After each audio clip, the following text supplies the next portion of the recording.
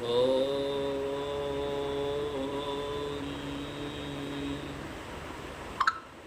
सच्चिदानन्दरूपाय विश्वोत्पत्त्यादिहेतवे तापत्रयविनाशाय श्रीकृष्णाय वयं नमः। नमोऽस्तुते व्यासविशालबुद्धये फुल्लारविन्दायतपत्रनेत्रा येन तवया भारतैव पूर्णा प्रज्वालितो ज्ञानमयः प्रदीप ध्यानमूलं गुरुर्मूर्ते पूजामूलं गुरुपदं मन्त्रमूलं गुरुर्वाक्यं मोक्षमूलं गुरुः कृपा मोक्षमूलं गुरुः कृपा। नमो नमः। अत्यायोजितायां सभायाम् अहं श्रीमद्भागवत विषयोपरि किञ्चित् वक्तुमिच्छामि। शान्तिपूर्वक श्रवन्तु इति मे अभिलाषा। હું રુદ્રદવે આપ સૌનું રુદ્રદવે યુટ્યુબ ચેનલમાં હાર્દિક સ્વાગત કરું છું। તારે ભગવાન ઠાકોરજીના ચરણોમાં પ્રણામ સાથે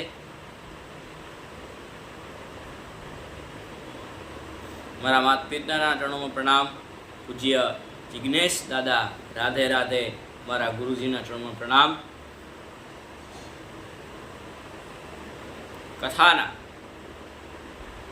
પ્રારંભમાં આપણે પ્રવચનના પ્રારંભમાં વ્યાસજી લખે, સંતની ઓળખાણ બતાવતા વ્યાસજી લખે, તિતિક્ષવઃ કારુણિકા શૂરદ સર્વદેહિનાં અજાતશત્રવઃ શાંતારા સાધવ સાધુભૂષણા। શું કીધું? તિતિક્ષવઃ કારુણિકા, જેની આંખમાં તિતિક્ષા ભરી છે, તિતિક્ષવઃ કારુણિકા શૂરદઃ સર્વદેહિનાં। શૂરદ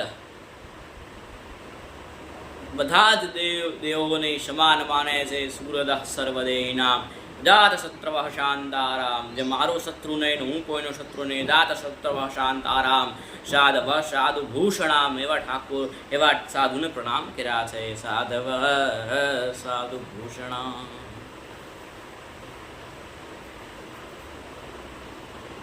અને સાધુ એ કોણ છે કે યથા લાભ સંતોષ સદાય, રામચરિત માનસ કહે છે કે જેને સંતોષ છે આ જીવનમાં, જે પૈસામાં સંતોષ છે એ સાધુ છે આ જીવનમાં। કદાચ પેન્ટ શર્ટમાં પણ સાધુ દેખાઈ શકે અને ભગવા કપડાં પહેર્યા હોય પણ એ સાધુ ન હોઈ શકે। કદાચ પેન્ટ શર્ટમાં પણ સાધુ હોઈ શકે છે।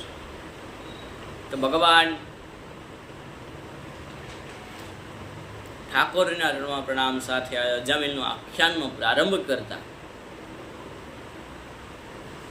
કાન્યકુબ્જે દ્વિજઃ કશ્ચિત દાસીપતિ અજામિલ। દાસીપતિ અજામિલ કાન્યકુબ્જી નામના એક નગરમાં રહેતા હતા। એક નારાયણ નામનો આધાર ક્યાંથી ક્યાં પહોંચાડી દીધો ઠાવ અજામિલને, ક્યાંથી ક્યાં પહોંચાડી દીધો। ભગવાન નારાયણ એક એમનું નામ ક્યાંથી ક્યાં થઈ જાય છે માણસને, એની કથા। અજામિલ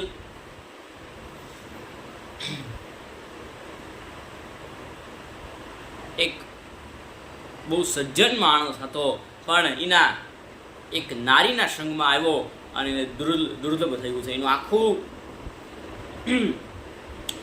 આખું શરીર, એનું આખું મન એ વાસનાઓમાં લાગ્યું છે। પેલા એ માણસ અજામિલ આવતો હતો, અજામિલને પેલા સંતો હારે બહુ બેસતો, સંતો હારે સત્સંગ કરતો, પણ હવે એક નારીનો સંગ થયો અને આખું જીવન પરિવર્તિત થઈ ગયું છે વાલા। આખું જીવન ન કરવાના કામ કરે છે, ન ખાવાના પદાર્થો ખાય, ન પીવાના પદાર્થો પીવે છે. ભગવાન એકવાર અજામિલના આંગણે એક સંત આવે છે. સંત આવીને કીધું કે ભિક્ષામ દેહી બચ્ચા. અજામિલના પત્ની ઊભા હોય છે, બાજુમાં દરવાજો ખોલીને અંદર લઈ જાય છે. અંદર લઈ જઈને કીધું, બાપજી અમારા ઘરે આવ્યા છો કે ભોગનો, અમારા ભોજનનો તમે સ્વીકાર કરો. ભોજન કરવા બેસાડ્યા, ભોજન કરી પરવારી. ભોજન કરતા કરતા અજામિલના પત્નીએ કીધું કે જલ્દી હે સાધુ, હે મહારાજ, તમે જલ્દી જમી લ્યો, કારણ મારા પતિ આવશે તો મારા ઉપર ક્રોધિત થશે. હવે સાધુને વિચાર આવ્યો કે આ જલ્દી જમવાનું કેમ કહે છે, નકામ તો બધા એમ કે આરામથી જમજો હો ભાઈ, આરામથી જજો, બધા એમ કે ના જલ્દી જમવાનું કહે છે. સાધુએ હઠ લીધી કે જ્યાં સુધી હું કારણા જાણી ન લઉં ત્યાં સુધી હું જવાનો નથી. અજામિલ ઘરમાં આવે છે દોડતો દોડતો. સાંભળું દોડતો દોડતો એના પત્નીને કહે છે કે સાંભળું, આ કોણ છે? લાકડી લીધી હાથમાં, જલ્દી જાઓ તમે, હું તમને મારવા આવીશ. અરે ભાઈ, અમે તો ભોજન કરીને પરવારી ઊભા થયા છીએ. ઊભા થયા હજુ તા ભગવાન અજામિલ આવ્યો ને અજામિલને કીધું કે મારે તમે દક્ષિણા, હવે દક્ષિણા કઈ ન હોય જવા દો કે ના, મારે ભાઈ પૈસાની દક્ષિણા નથી જોતી, પણ તમારા પત્નીના ઉદરમાં એક બાળક છે, એનું નામ નારાયણ રાખજો. હવે અજામિલને એમ કે નારાયણ ખાલી આમથું નામ છે, રાખી લેવા દે, કે રાખી લીધું. ધીમે ધીમે સમય વ્યતીત થવા લાગ્યો. પત્નીના ગર્ભમાંથી બાળકનો જન્મ થયો. નામ સંતોના કહેવા પ્રમાણે નારાયણ રાખ્યું. અને નારાયણનું નામ સતત નારાયણનું નામ લીધા કરે. નારાયણ તું તારી માને બોલાવ, નારાયણ તું મારી સાથે ચાલ, નારાયણ તું જમવા બેસી જા, નારાયણને સ્કૂલે મૂકી આવ, નારાયણ નારાયણ નારાયણ કર્યા કરે. અને અંતિમ સમય આવ્યો જ્યારે અજામિલનો, અંતિમ સમય જ્યારે પથારીમાં પડ્યો છે, એકદમ પથારીમાં અસ્વસ્થ રીતે પડ્યો છે, અને સામે યમના દૂતો આવ્યા. ભગવાન અંતરમાંથી ઠાકોરજીએ અંતરમાંથી અજામિલે નાદ કર્યો, નારાયણ, જોરથી અંતરમાંથી નાદ કર્યો, પણ દીકરો ન સાંભળો. મારો વૈકુંઠ વાળો નારાયણ, મારો હરિ સાંભળી ગયા. તરત જ હરિએ પાર્ષદો મોકલી દીધા. હવે યમના દૂતો કે આ શું, તમે કેમ આવ્યા? તો કે તમે કે હમણાં રામ નારાયણનું નામ લીધું. અરે એના દીકરાનું નામ લીધું. ખરામ જો તમારું નામ લીધું, એના દીકરાનું પણ નામ લીધું તો લીધું, નામ તો અમારા નારાયણનું છે ને. કે યમપાશમાંથી મુક્ત કરી અને નારાયણના નામને લઈને ભગવાનના ધામને પામી ગયો. ઈ અજામિલના દળ શ્રુઓ એવા મીંડા કે ઓલા સંતે મારા છોકરાનું નારાયણ નામ રખાવી અને માને આજે મારા મૃત્યુને સફળ બનાવી દીધું છે, મારા મૃત્યુનો મહોત્સવ કરી દીધો છે. એટલે જ ભગવાન ઠાકોરજી એક કવિએ લખ્યું છે કે નામ રહંતા ઠકડા નારા નાણા નહીં રહંત, કીર્તિ કેરા કોટડા કોઈ દી પાયડા નહીં પડંદ. ના જગતમાં નામ રહેવાનું છે, નથી નાણું કોઈનું રહેવું નથી, કોઈનું રહેવાનું નથી. નામ રહંતા ઠકરા નામ રહેવાનું છે આ જગતમાં.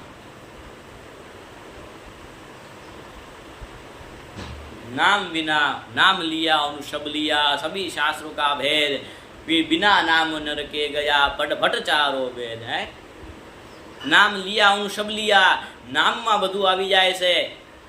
એટલે 18,000મો શ્લોક લખ્યું, નામ સંકીર્તનમ યસ્ય, ભગવાનના નામ માત્રથી આપનો પાપનો નાશ થાય. નામ સંકીર્તનમ યસ્ય સર્વ પાપ પ્રણાશનમ, પ્રણામ દુઃખ સમના સ્તમ નમામિ હરિમ પરમ. સ્તમ નમામિ હરિમ પરમ. તમારા નામ માત્રથી મારા પાપનો નાશ થઈ જાય છે. હે ઠાકોરજી, તમારા નામ એટલું એક દિવ્ય છે. કૃષ્ણ કૃષ્ણ કૃષ્ણ કર્યા કરે. અરે મીરાબાઈના છાણા પણ વિઠ્ઠલ હરિ વિઠ્ઠલ હરિ વિઠ્ઠલ. મહારાષ્ટ્રમાં જનાબાઈના છાણા બોલતા હતા હરિ વિઠ્ઠલ હરિ વિઠ્ઠલ હરિ વિઠ્ઠલ. ત્યારે ગયા ત્યારે કીધું કે આ જે છાણામાંથી અવાજ આવતો હશે ને એ છાણા મારા હશે. હરિ વિઠ્ઠલ હરિ વિઠ્ઠલ હરિ વિઠ્ઠલ. વિઠ્ઠલ વિઠ્ઠલ વિઠ્ઠલ અવાજ આવતો હતો. પણ ક્યારે આવે? જ્યારે તમને અંદરથી ભરોસો હોય સાહેબ કે મારો ઠાકોરજી મારો દ્વારિકાધીશ કામ કરવા આવશે ને આવે ને આવે, ચોક્કસ આવે. પણ તમને ભરોસો હોવો જોઈએ.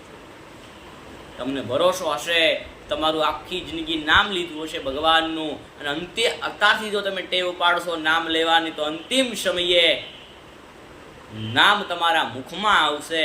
નકામ તો તમે નામ નહીં લીધું અત્યારના તો ઘરે શું થશે? અંતિમ સમય આવશે વાહ વાહ વાહ વાહ કરશો, અને અંતિમ સમય આવશે ત્યારે ઠાકોરજી તમને ઠાકોરજી યમુના દૂતો તમને કાળમાં પાસ બાંધીને લઈ જશે.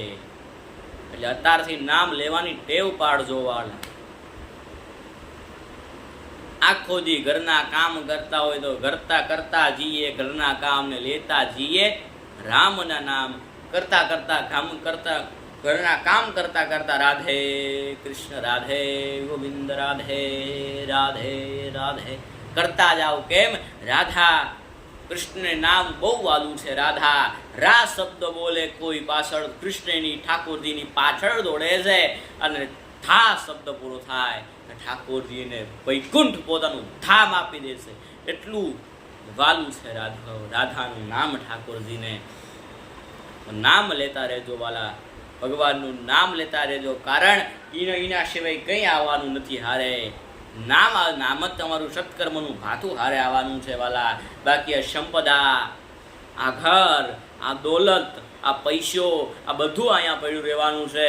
આ કંઈ સંસારમાં હારે નથી આવવાનું. ખાલી નામ, તમારું સત્કર્મ, તમારું નામ, ભગવાનનું લીધેલું નામ, ભગવાનની કરેલી માળા અને ભગવાનનું કરેલું સ્મરણ અને સ્મરણ, આ બે હારે આવવાનું છે. કદાચ ઠાકોરજી આપણે એમ કહીએ ઠાકોરજી કે ઠાકોરજી લેવા ક્યારે આવે?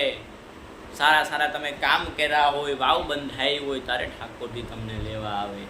ત્યારે તમે ખાલી મોઢામાં નામ લઈ લો, નારાયણ નારાયણ નારાયણ કરી લો, અને ભગવાન ઠાકોરજી તમને ધામ મળી જાય. કેટલી દિવ્ય કથા! નારાયણ નારાયણ નારાયણ નામ લીધું અને ભગવાન ઠાકોરજીનું ધામ મળી ગયું અજામિલને. સાહેબ અજામિલ હસ્તે મુખે ભગવાનના ધામમાં ગયો, અને એ જ ભાવ સાથે અજામિલ ચરિત્ર ભગવાન ઠાકોરજીના ચરણોમાં સમર્પિત કરી ભગવાન દ્વારકાધીશના ચરણોમાં પ્રણામ. અસ્તુ. જય દ્વારકાધીશ. રાધે રાધે. તમને આ વિડીયો પસંદ આવ્યો હોય તો આ સનાતની channel, YouTube channel like, subscribe અને શેર કરવાના એક ભાવ સાથે કદાચ લાઈક અને સબસ્ક્રાઈબ કરી દેજો. કારણ તમે વિડીયો પૂરો જોવો છે વાલા ભક્તો, પણ તમે સબસ્ક્રાઈબ નથી કરતા. મારી આપ સૌને નમ્ર વિનંતી છે કે પ્લીઝ આ સનાતની ચેનલને સબસ્ક્રાઈબ કરજો. કારણ આવા નવા ભાગવતની કથાઓ, આવા નવા ભાગવતના વિડીયો તમને આ ચેનલ ઉપર આ પ્રવચનની ચેનલ ઉપર તમને મળતા રહેશે. એ જ ભાવ સાથે ભગવાન ઠાકોરજીના ચરણોમાં પ્રણામ. અસ્તુ. જય દ્વારકાધીશ. રાધે રાધે. ધર્મામી નમામી.